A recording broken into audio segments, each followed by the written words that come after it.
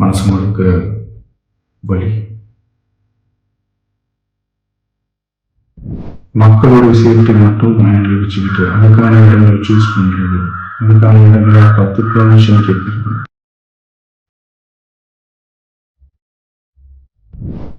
ஆனால் மனுஷன் தானே, அந்த நேரத்தில் அத்தனை பேர் பாதிக்கப்பட்டு இருக்கும்போது எப்படி அந்த ஊரை விட்டுட்டு என்னால் கிளம்பி வர முடியும்?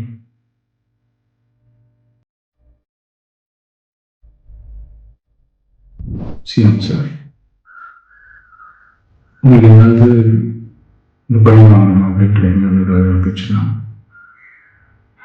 என்ன வேணாலும் பண்ணுங்க, அவங்க மேலே கை வைக்காது. கரூர்ல நடந்த இன்சிடென்ட் எல்லாருக்குமே தெரியும். அந்த இஷ்யூ இப்போ வரைக்குமே ரொம்ப வைரலா போய்கிட்டு இருக்கு. அதுக்கான காரணம் என்ன அப்படின்னா, 27 செப்டம்பர் விஜய் அவர்கள் எப்பயும் போல சாட்டர்டே வந்துட்டு பிரச்சாரம் பண்ணலாம்னு சொல்லிட்டு கரூருக்கு போயிருக்காரு.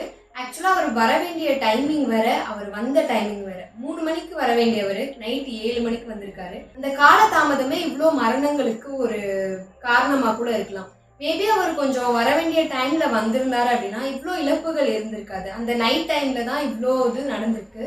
நிறைய பேருக்கு கத்தி குத்து விழுந்திருக்குன்றாங்க. ஒரு பையனோட வாய் உடஞ்சிருக்கு மீன்ஸ் மேலே வந்து நின்ன மாதிரி இல்லை, யாராவது வந்துட்டு மிதிச்ச மாதிரி இல்லை, அடிச்சு உடைச்ச மாதிரி இருக்கு.